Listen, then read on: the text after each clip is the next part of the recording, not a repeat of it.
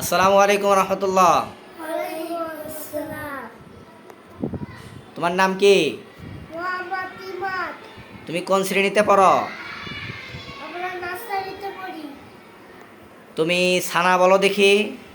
সানা সুবহানাকাল্লাহুম্মা ওয়া বিহামদিকা ওয়া তাবারাকা ইসমুকা ওয়া তাআলা জাদ্দুকা ওয়া লা ইলাহা গায়রুক। মাশাআল্লাহ। তোমার নাম? মোহাম্মদ আব্দুল্লাহ। তুমি 3 নম্বর হাদিসটা বলো দেখি। إنما الحديث الشريف طلب العلم فريضة على كل مسلم شربت তদবির এলাম তলব করা প্রত্যেক মুসলমানের ফরজ। 5 নম্বর হাদিস বলো দেখি। পাঁচ নাম্বার হাদিস শরীফ মিফতাহুল জান্নাতিস সালাতি শরীফের অর্থ নামাজ বেহেশতের চাবি।